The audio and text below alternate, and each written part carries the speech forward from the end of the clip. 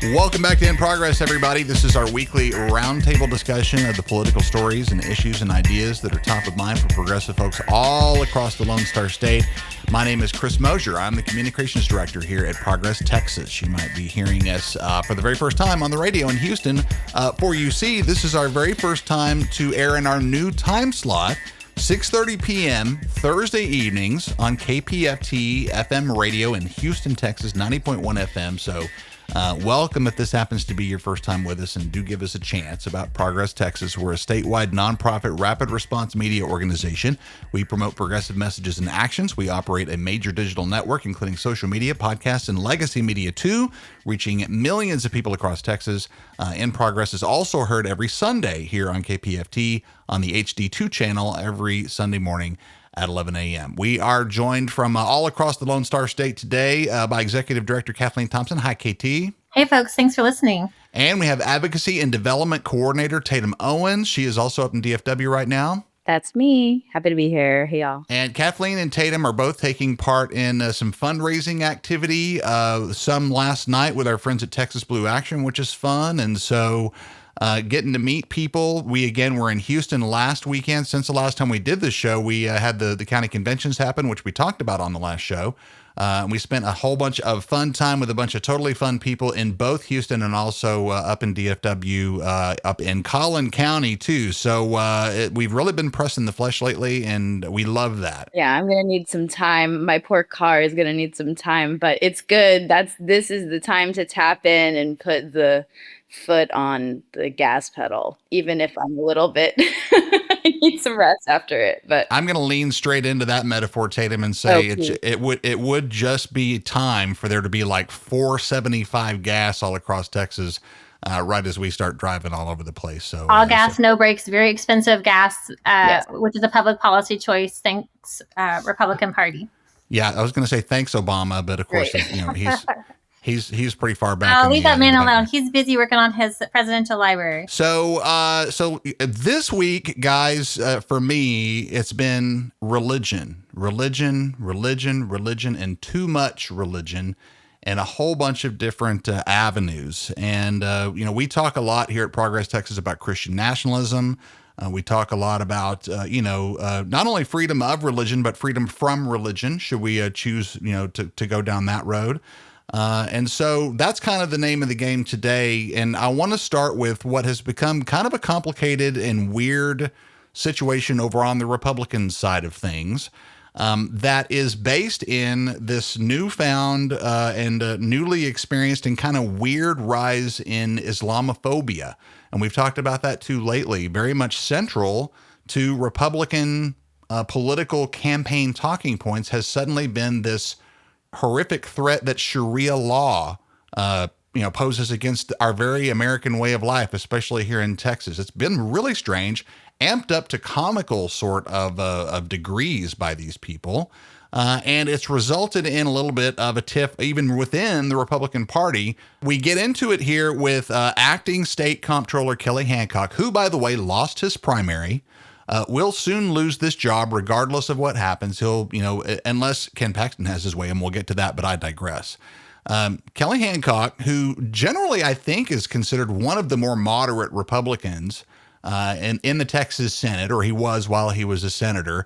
But we're about to find out that is not saying much based on who is in the Senate, based on the makeup of that body, based on what Dan Patrick has turned that body into. Saying you're a moderate Texas Republican senator is really not saying a whole lot about your moderation. Let's just put it that way.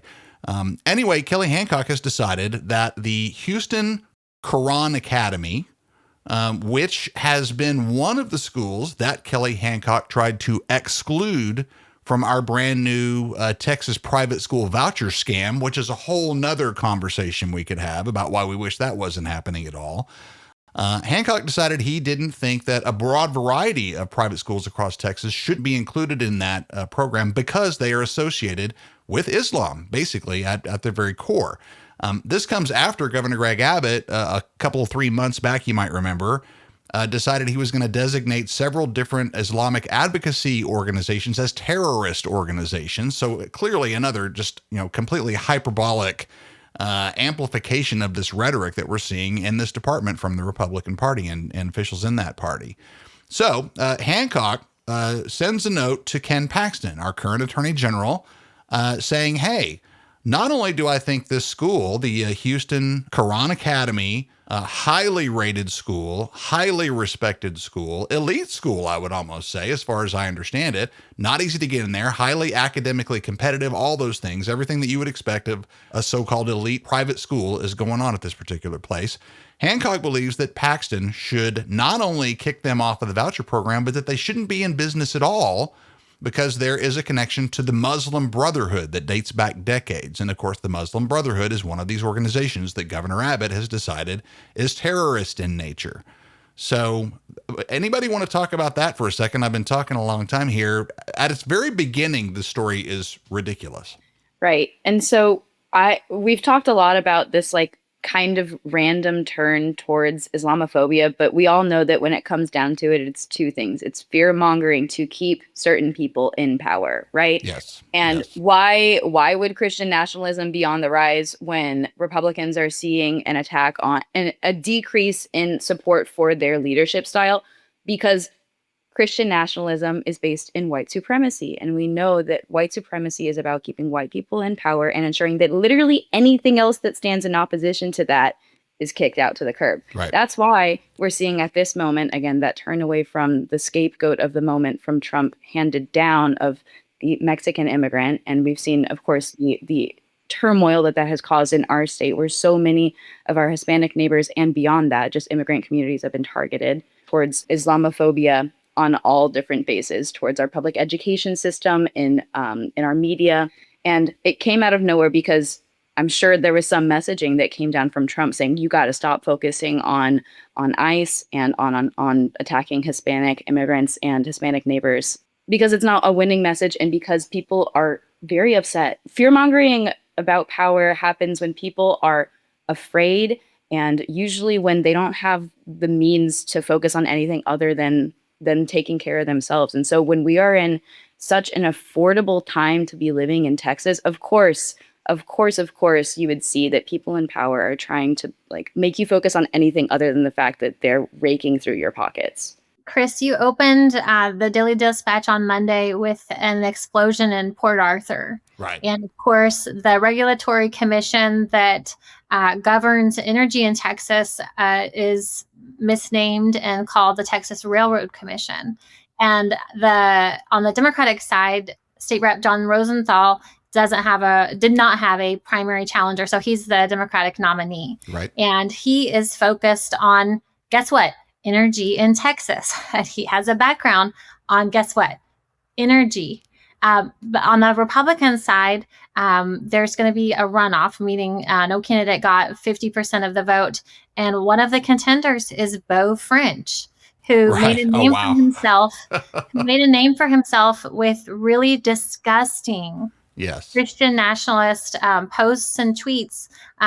Folks may remember his name from our reporting about him tweeting out basically, hey, y'all, what's worse, Jews or Muslims? Right. And what's a bigger threat? It's just absolutely disgusting. So on the Republican side, Republicans are about to elect somebody who's concerned with having Muslim neighbors or Jewish neighbors. And on the Democratic side, Democrats have a chance, and progressives and rationally minded folks have a chance to elect somebody who's concerned with energy in Texas and making sure that refineries are not exploding and that Texans are not having to shelter in place because of another petrochemical plant has gone up in flames. Yeah. Chris, you started this episode saying it's all about religion. I think it's all about power, and it's all connected right there. Absolutely. And KT, that's the Railroad Commission situation, which, by the way, the Railroad Commission is not the most exciting or sexy race in the entire world. So listeners, please. It's so important. It's the most important climate and environmental job in Texas. You're right. Is running out of water right now. Imagine what we could do when someone from the top down is able to help with city planning around water resources, which is coming for the rest of the state. Right. Well, don't get me wrong, guys. I'm excited about the Railroad Commission race. I'm merely begging our listeners to hang around to listen to this, because this is the Beau French versus John Rosenthal thing, should it end up being that, is a really interesting example of what we're talking about overall here, because Beau French is a guy who has literally made his political bones by trotting out this kind of racist, xenophobic sort of hate. Yeah. That is his entire stock in trade. Right. The guy says very little about policy. The guy says very little about, helping people or improving Texans' lives or improving the economy or creating jobs or doing any of that stuff. He really is about fear. He is about finding someone for his followers and his fans to be afraid of. That is his whole deal. And the idea that he could be this close to being on this board that is in charge, as Kathleen said, of energy policy in Texas. And let me back up and say something about John Rosenthal. John Rosenthal is an energy expert from a technical standpoint. He knows about, oil field mechanics. He knows about chemistry. He knows about gear. He knows about how to do it. He knows about geology. He knows that he's a wonk. He knows all this stuff. This board, the Texas Railroad Commission, for years has been made up of people who are experts in making money off of oil and off of gas and off of energy. And that is what that thing has been about, is about maximizing profit, not about, equitable distribution, not about, environmental concerns, not about any of the other things that we might think would be connected and part of the puzzle when you're talking about something as huge as the Texas energy sector. They are really strictly about the money. And so that's a really stark choice now that I think about it. Should Beau French end up being the Republican nominee, which he's not yet, he's in a runoff, but should it end up being Beau French versus John Rosenthal for Texas Railroad Commission, again, to most people, kind of an obscure and not super interesting thing, that's almost like a clash of cultures. That is like an existential clash between, are we going to be real? Are we going to be about science? Are we going to be about equity? Are we going to be about keeping the freaking lights on, for Christ's sakes? Or are we going to lean into Islamophobic hate? Because that becomes a very stark choice there. That's crazy. I hadn't thought about that until just now, really.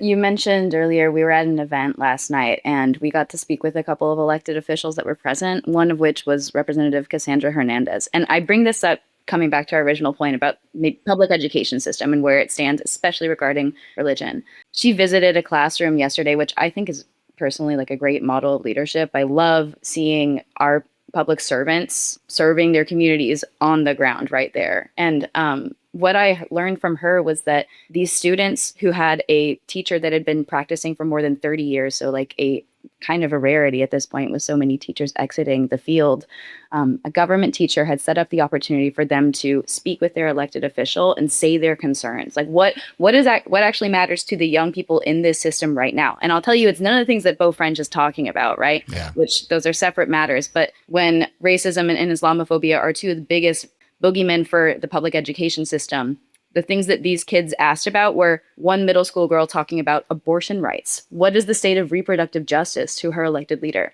Another child, what are you doing to advance environmental legislation in the Texas legislature? And for me, I'm so proud to hear that kids are engaged and wondering about the things that impact them and all of their family members and all of us listening today. And it's also that much more frustrating that people like Beau French are in positions of power where they can just get attention and power based on hate and an attention economy where that is really profitable. I know we're going to talk about this a little bit later, but I don't think we can talk about energy policy and anti-Muslim rhetoric without talking about what's happening in Iran. Absolutely. And I'm from a military family. My grandparents retired to be near Keesler Air Force Base in Biloxi, Mississippi. And after Katrina, I saw multiple bumper stickers saying full F word, Iraq, rebuild the Gulf Coast. And it makes me think of the news coverage I've heard this week about what's happening at airports across the country. The folks in charge in Washington, D.C. and at the White House cannot manage airport travel. And they want to run Iran and Venezuela and Cuba and Greenland. So what I've heard on a news report this morning was F word, Iran, America first, I thought was how he got elected. I mean, it was explicitly laid out in Project 2025. This TSA thing is not out of nowhere. They put it in a plan years ago to ensure that this would be a layout. I saw Elon Musk post on Twitter. Again, Tatum's Twitter take. He said he had offered, I'll pay for the salaries of all the TSA employees who are not being paid by the government right now. And I think that they ended up rejecting that because that's illegal, if I understand it. I'm not that policy expert, but also, this has been laid out for years for TSA and ICE agents to be embedded there. If actually one of the things that I've seen online also really disturbingly is that the clear acronym check has been pushed to people in line. Like, you can go ahead and give up your privacy rights and your biometrics if you just want to pay a small fee and get past everybody else waiting in line. Don't worry about it. Don't worry about what that will mean for you in the future. But in this moment, you won't have to wait in a line for hours. I also can't help but think that getting people used to seeing ICE agents milling about and sitting around and looking at their phones and doing whatever else they're not doing at our airports is a dress rehearsal and a cultural conditioning exercise to get us all used to watching those guys do all that same bunch of nothing outside of our voting stations come November. There absolutely will be an effort to put, people like this, either ICE or some other degree of federal security around polling locations with the clear intent of intimidating people. And that is very much the name of the game. I think we may have digressed further on this episode of In Progress than we ever have before, because we got to get back to Kelly Hancock. No. Okay. Do we? Here's what, this is actually pretty hilarious. And this is leaving the religion thing behind for just a second.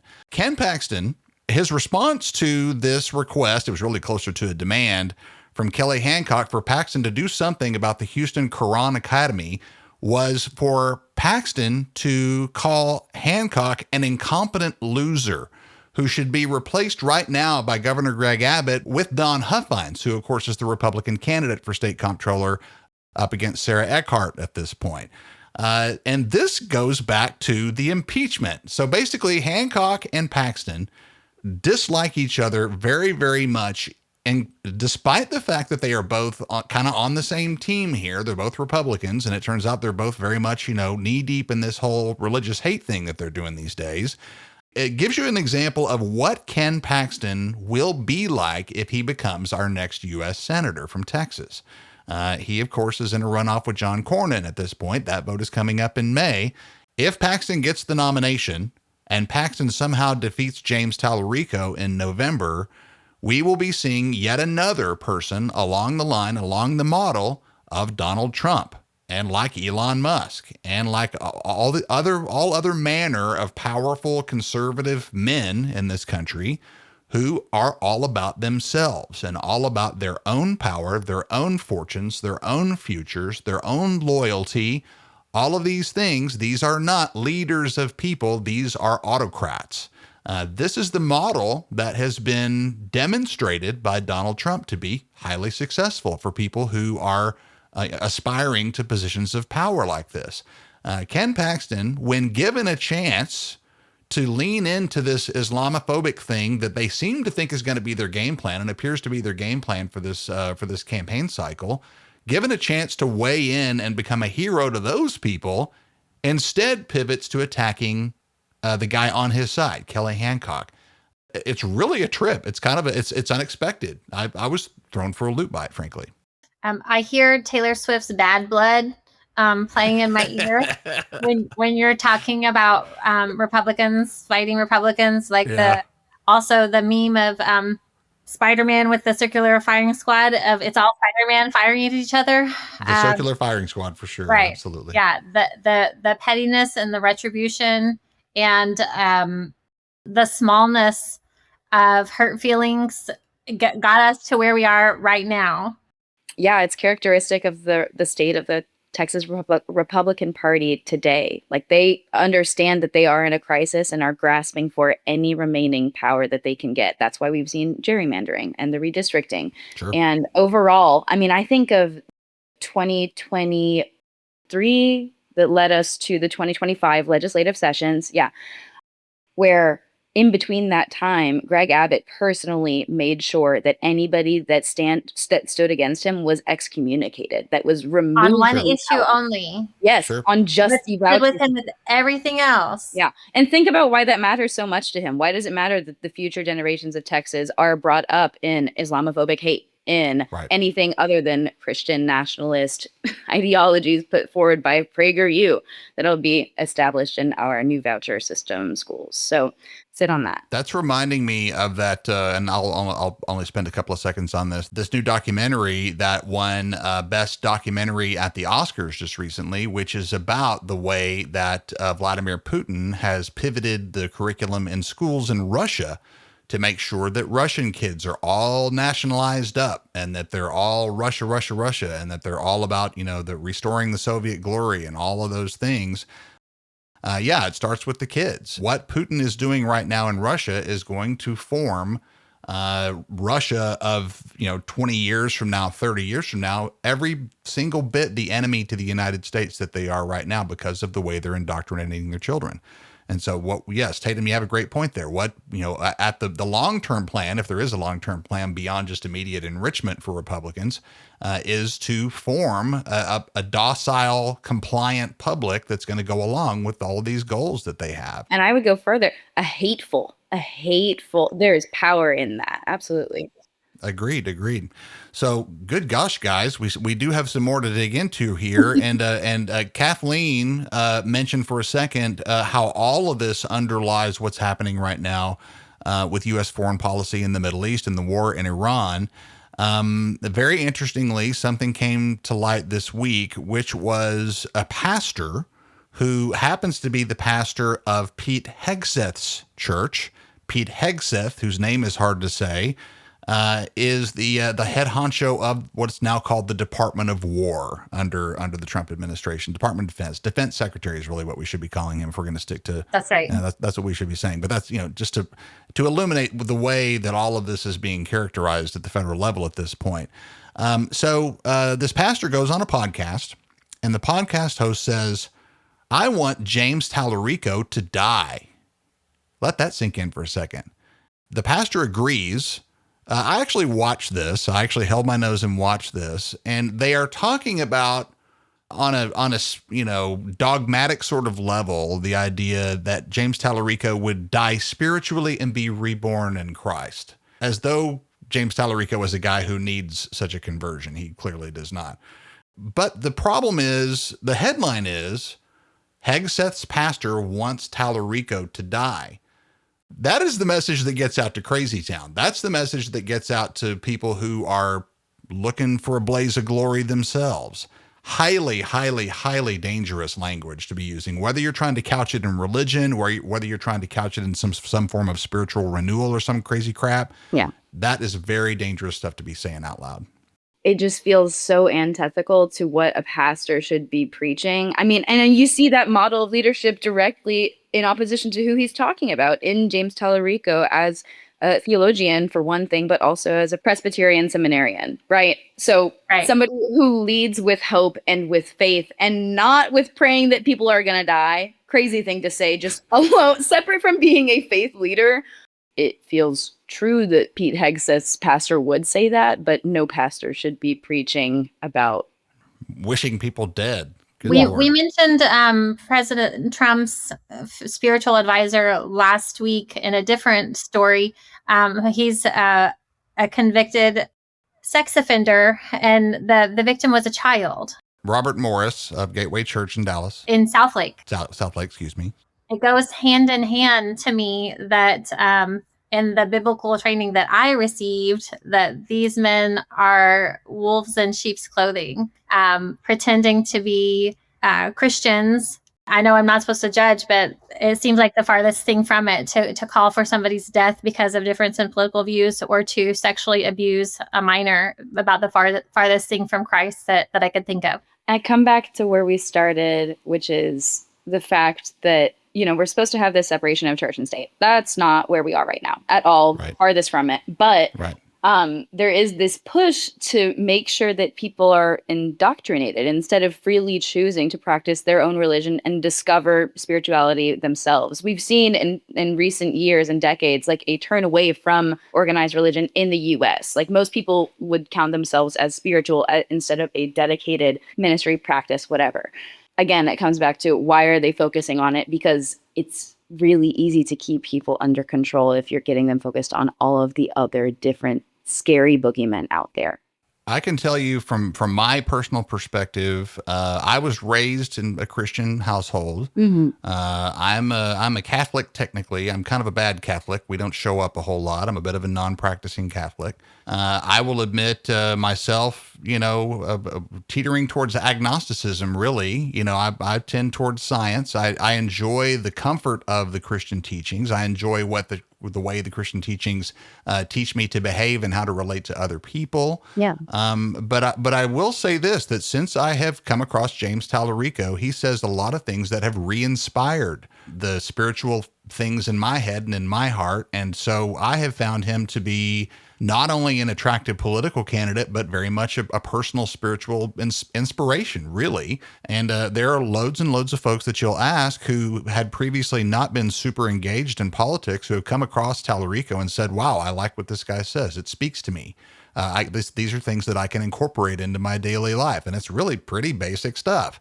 Tallarico is very much a calm humanist kind of dude. And so that tells you why the Republicans are so afraid of him. James Tallarico is doing little more than simply modeling the basic teachings of Jesus Christ. His primary talking points are that everything is about a love of God and a love of neighbor.